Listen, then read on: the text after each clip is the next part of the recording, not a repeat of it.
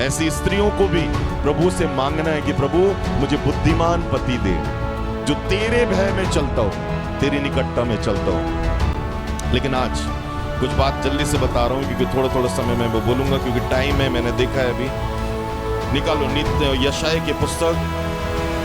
आज दुनिया में क्या हो रहा है? आज स्त्रियों का रंग रूप, उनका उठना बैठना चलना, क्या प्रभु क्या देखता है स्त्रियों में? और ये चीजें प्रभु कभी नहीं देखना चाहता, पर दुनिया देखना चाहती है। यशाया की पुस्तक 3 अध्याय, सुनो यहोवा का वचन क्या कहता है 16वें पद से। यशाया 3 उसके 16 पद से। यहोवा ने यह भी कहा है, यहोवा ने यह भी कहा है, क्योंकि सिय्योन की स्त्रियां घमंड सिय्योन करती, की स्त्रियां क्या करती हैं? घमंड करती। सिय्योन की स्त्रियां क्या करती हैं? और सिय्योन कहाँ है? जहां पर आप बैठे हो।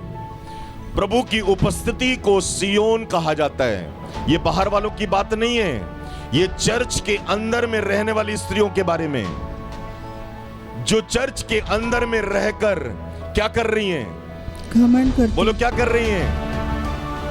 हालेलुया। समझ रहे हो? आज समझ कर जाना, आपको बहुत अच्छी सीख मिलेगी आज के बाद, क्योंकि हमारे चर्च में घमंडी स्त्रियां नहीं है। हालेलुया। हालेलुया। है क्या? है तो हाथ उठाओ। अरे रे, चर्च में यदि घमंडी स्त्री आ गई है, पूरा चर्च बर्बाद हो जाएगा, याद रखना। इसलिए घमंड मत रखो अपने अंदर में, हम नम्र बनना है। आमीन। और बाइबल कहती सिय्योन की स्त्रियां क्या करती हैं? घमंड करती। मतलब घमंडी स्त्रियां यदि सिय्योन में, तो प्रभु की उपस्थिति उस कलीसिया में, उस जगह में कभी नहीं हो सकती। अब ध्यान से सुनना, यदि और सिर चर्च में यदि घमंड हमारे साथ में बना हुआ है, और चर्च में रहकर भी हम घमंड को नहीं छोड़कर आए कि मैं सबसे सुंदर हूं, मैं सबसे अच्छे कपड़े पहनती हूं, मैं सबसे अच्छा दिखती हूं, ये सारी बातें क्या हैं?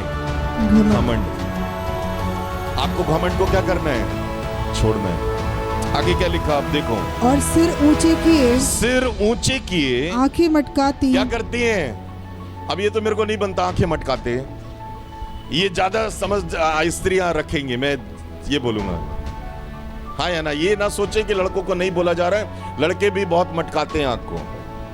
हाँ, कि मैंने इसलिए पहले आपको कहा कि प्रभु की नजर में हम सब स्त्रियां हैं। प्रभु कलीसिया को लेने आने वाला है। आमीन। और उस कलीसिया में हम सब प्रभु की नजर में क्या है? एक स्त्री है। क्या लिखा? और घुंघरुओं को सिर ऊंचे किए हुए क्या करती? आंख को मटकाती है। और घुंघरुओं को छमछमाती हुई कैसे मटकाती जी?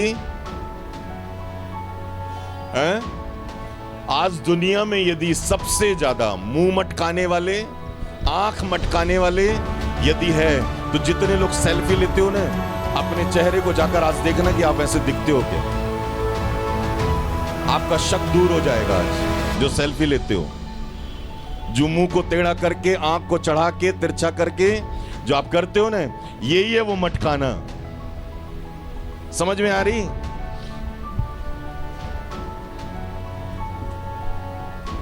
क्या कहते? देखो आगे।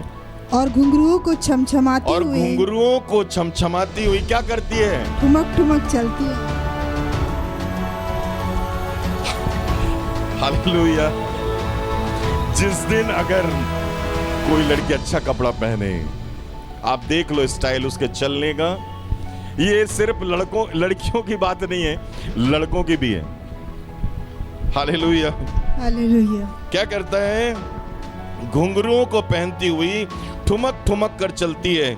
इसलिए प्रभु यहोवा उनके क्या करेगा? सिर को गंजा करेगा। लगाओ शैम्पू कौन सा आता है? प्रभु पे भरोसा नहीं है जी। पुराने समय में लोग मिट्टी से बाल धोते थे, आज एक से एक शैम्पू लगा के भी जब एक समय आता है 40, 45, 50 साल में गंजे दिखते हैं लड़कियां। नकली बाल लगाओ, फिर ओरिजिनल गया। इसलिए प्रभु कह रहे हैं यहां पर कि यहोवा उनके सिर को क्या करेगा? गंजा करेगा। सिर जो है स्त्रियों की सुंदरता की पहचान है। और बाल ही जब गंजा हो गए तो सज लो, बना लो भाव अपना, बना लो मेकअप जितना करना है, सुंदर कर लो। गंजी औरत गंजी होती है।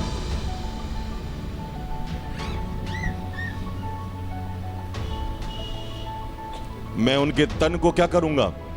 उघरवाऊंगा। प्रभु नहीं उघाड़ेगा, याद रखना। क्या करेगा?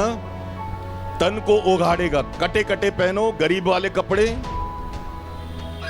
हर एक व्यक्ति आज फैशन पे चल रहा है। दुनिया जो कर रही है वो चीज हम कर रहे हैं। नंगे कपड़े पहनना हमारा शौक बन चुका, हमारा स्टाइल है।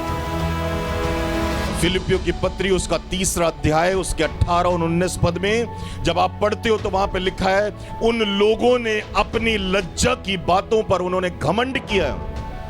आज हमको तन दिखाना, शरीर दिखाना, अपने अंडरगारमेंट्स दिखाना हमको फैशन लगता है। क्यों? इसने सिखाया, कलीसिया ने, हमारे माँ बाप ने, बाहर की दुनिया ने, और हमको लगता है बहुत अच्छा कर रहे हैं। अब सुनो ध्यान से, बाइबल खोल के रखो, मैं इसलिए बोल रहा हूं आपको। 18 पद में क्या लिखा? उस समय प्रभु घुंघरुओं, जालियों, हाँ जालियों, चंद्रहारों, झुमकों, कड़ों, हाँ, घूंघटों, हाँ, पगड़ियों, पैकरियों, पटुकों, सुगंध पात्रों, गंडों, अंगूठियों, नथों, सुंदर वस्त्रों, कुर्तियों, चद्दरों, बटुओं, दर्पणों, मलमल के वस्त्रों, बुंदियों, दुपट्टों, इन सभी की शोभा को दूर करेगा। क्या कर देगा इनको? पहले जो अभी पहने हो ना, सब खत्म हो जाएगा। एक दिन आ रहा है, स्टाइल बदल रही है। मैं ऑनलाइन हूं और माँ भी बहन हो आप लोग, इसलिए खुल के नहीं बोलता इस बात को। वो आ रहा है कि पत्ते लपेटोगे, एक दिन टुकड़े लपटे जाएंगे, क्योंकि संसार सिखा रहा है और वही हम लपेट रहे हैं। आज यूरोप कंट्रियों में क्या हो रहा है, देख के शर्म आता है, लेकिन जब हमारी बारी आती तो हमको शर्म नहीं आता। इसलिए सावधान हो जाओ। अब सुनो क्या लिखा? सुगंध के बदले सड़ा है, सुगंध के बदले तुम्हारे शरीर से बदबू आएगी। सुंदर कर लगाओ जितना परफ्यूम लगाना है, पर याद रखो गंदगी तुम्हारे शरीर से निकलेगा। इस बात को याद रखिए। ये मेरा वचन नहीं है, ये प्रभु का है। अभी मैं बैठे हुए जब प्रार्थना कर रहा था, जब सुन रहा था, तब ये बातें मुझे प्रभु रिमाइंड कर रहा था। वही बात बोल रहा हूं आज। आगे, सुंदर करधनी के बदले, सुंदर करधनी के बदले बंधन की रस्सी। क्या बंधन की रस्सी? आज लोगों को पायल पहनना अच्छा नहीं लगता, कड़ा पहनना अच्छा नहीं लगता, रस्सी बांधना अच्छा लगता है। स्टाइल वाले हाथों में पहन लेते, पैरों में पहन लेते, बोले नजर नहीं लगेगा, काला वाला धागा बांध लो, कुछ नहीं होने वाला। वैल्यू खत्म हो गई सोने चांदी सबकी। प्रभु ने दिया था पहनना, सजना, संवरना अपने पति के लिए, लेकिन स्टाइल वाला चाहिए, नकली चाहिए। सब अंदर लॉकर में, बाकी दिखाने वाला सब बाहर। आगे क्या लिखा? गुथे हुए बालों के बदले गंजापन। गुथे हुए बाल बहुत, आज जितना सजना संवरना है ना, जितने लगा रहे हो शैम्पू, जो भी सामान यूज कर रहे हो, नकली, केमिकल, एक दिन आप गंजे होने वाले हो। गुड न्यूज है आपके लिए। कलीसिया सुन रहे हो?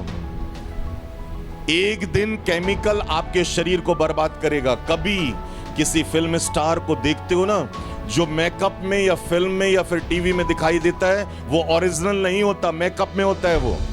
लेकिन उसकी पर्सनल लाइफ में जब मेकअप नहीं होता, उसको देखो वो कैसा दिखता है। क्यों? क्योंकि केमिकल जो है पूरे शरीर को बर्बाद कर देता है। आज दुनिया सबसे ज्यादा खर्च 2 चीजों पर करती है, पहला खाने पर, दूसरा अपने आप को सजाने और संवारने पर। हाँ या ना?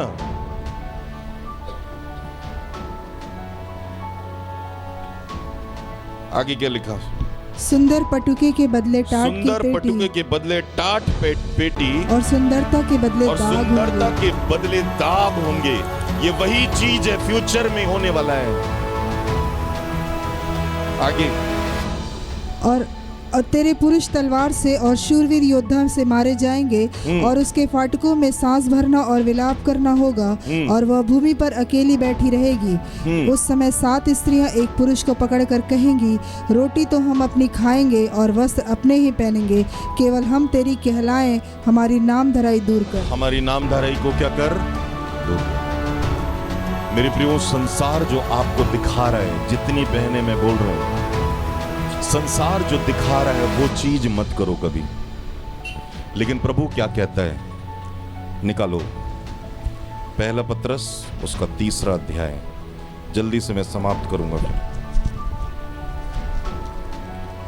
पहला पत्रस उसका 3 अध्याय पहले पद से हम पढ़ते चलेंगे थोड़ी देर। हे पत्नियों, हे पत्नियों, तुम भी अपने अपने पति के तुम भी अधीन अपने रहो। पति के क्या रहो? अधीन रहो। हालेलुया। हम में से हर एक जितनों की शादी हुई है, पति आपकी लाइफ का सबसे सर्वश्रेष्ठ अधीन होने का हिस्सा है, याद रखना। हालेलुया। यदि आप अपने पति के अधीन नहीं हो, आप परमेश्वर के कभी अधीन नहीं हो सकते, कभी भी नहीं। झूठ है ये सबसे बड़ा। जब आप अपने माँ बाप के अधीन नहीं हो सकते, आप प्रभु के अधीन कभी नहीं हो सकते। जब अपने पासबान, अपने कलीसिया के अधीन नहीं हो सकते, आप किसी के अधीन नहीं हो सकते। ये फैक्ट है। आगे, यदि इनमें से कोई ऐसे हो जो वचन को ना मानते हो, तो भी तुम्हारे भय सहित पवित्र चाल चलन को देखकर बिना वचन के अपनी अपनी पत्नी के चाल चलन के द्वारा खिंच जाएं। हालेलुया। यदि पत्नी यदि वचन के अनुसार जीवन जी रही है, तो जो नहीं बदले हैं वो बदल सकते हैं पत्नी के जीवन को देखकर, और वो भी अपने पतियों को क्या देंगे? आदर, उसके अधीन होकर चलेंगे। आगे जल्दी जल्दी। तुम्हारा श्रृंगार दिखावटी ना हो। तुम्हारा श्रृंगार दिखावटी ना हो। मैं मना नहीं कर रहा हूं कि श्रृंगार मत करो। यदि आप आपका पति सुंदर है और आप भी सुंदर हो, यदि आप बोलोगे कि भैया ने तो मेरे को सिखाया कि मुझे बदसूरत रहना है, तो आपका पति देखना बिगड़ सकता है। आपको सजना है, संवरना है अपने पति के लिए। लेकिन मेरे प्रियो, आपको यह भी ध्यान देना है कि आपकी सुंदरता, आपका सजना ज्यादा दिखावटी और ज्यादा लज्जाजनक ना हो। हालेलुया। आगे, अर्थात बाल गूंथना और सोने के गहने और सोने के गहने, भांति के कपड़े पहनना, वरन तुम्हारा छिपा हुआ और गुप्त मनुष्यत्व, नम्रता और मन की नम्रता और दीनता और अविनाशी सजावट से क्या रहे? सुसज्जित रहे, क्योंकि परमेश्वर की दृष्टि में इसका मूल्य बड़ा है। आप कितना भी सज सवर लो, कितना भी सुंदर दिख लो, यदि आप अंदर से सुंदर नहीं हो, परमेश्वर कभी भी आपको सुंदर नहीं कहेगा। इसलिए प्रभु में सजना है। Hallelujah. Rose day by day, हर दिन सजो। एक दूसरे स्त्रियों के लिए एग्जाम्पल बनो। एक दूसरे स्त्रियों को सिखाओ, बढ़ाओ। ये मत सोचो कि मैं बस सुंदर हो जाऊं, बाकी सब बदसूरत दिखें। आप सबसे अच्छी बात, वो स्त्री जो वास्तव में वो ये सोचती है जैसे मैं सुंदर हूं, वैसे ये भी सुंदर रहे। हालेलुया। आगे क्या कहता है? पूर्व काल में पवित्र स्त्रियां जो परमेश्वर पर आशा रखती थी, अपने आप को इसी रीति से अपने आप को इस रीति से संवारती अधीन रहती थी और अपने अपने पति के क्या करती थी? अधीन रहती थी। हर एक स्त्री अपने पति के अधीन रहना सीखो। हर एक स्त्री, हर एक बच्चे, माँ बाप जितने, सब अधीन होना सीखो। यदि अधीनता नहीं आपकी लाइफ में, आप कभी भी प्रोग्रेस नहीं देख सकते। यदि आप यहाँ पर हो और बहुत तारीफ कर रहे हो, मेरा पति बहुत अच्छा, मैं आदर करती हूँ, घर में जाके उसको बेलन पटा रही हो, कई प्रकार से बात कर रहे हो, तो ये आपकी गलती है। आप अधीन नहीं हो, आप अपने पति का क्या कर रहे हो? निरादर कर रहे हो। आपको पता है, आज एक एग्जाम्पल इसी में, अब्राहम के सारा इतनी अधीन थी, जब वो अपने बेटे को ले जा रहा था बलिदान चढ़ाने के लिए, उसने उससे क्वेश्चन तक नहीं किया, क्वेश्चन तक नहीं किया। वो जानती थी मेरा पति कभी गलत नहीं कर सकता, मुझे अधीन रहना है और चुप रहना है, क्योंकि चुप रहने से मेरे जीवन में आशीष आएगी। इसलिए अब्राहम, सारा के चुप रहने से जब अब्राहम लौट कर आया तो उसे एक रिवॉर्ड मिला। बाइबल में लिखा, वो विश्वासियों की मां बनी। हालेलुया। इसलिए अपने जीवनों में मेरे प्रियो इस बात को स्मरण रखना है कि आपको एक स्त्री के समान रहना जरूर है, सजना संवरना भी जरूरी है, लेकिन सांसारिक खूबसूरती से ज्यादा आत्मिक खूबसूरती ज्यादा महत्व रखती है। आमीन। हालेलुया। कितना भी आपको कुछ भी तकलीफ हो, परेशानी हो, प्रभु चाहता था कि आपका पति हो, इसलिए उसका आदर करो। आपकी पत्नी कितनी भी जल्लाद क्यों ना हो, लेकिन प्रभु चाहता था कि वो आपकी पत्नी है, इसलिए उसकी पत्नी को आप आदर करो, उससे प्यार करो। हालेलुया।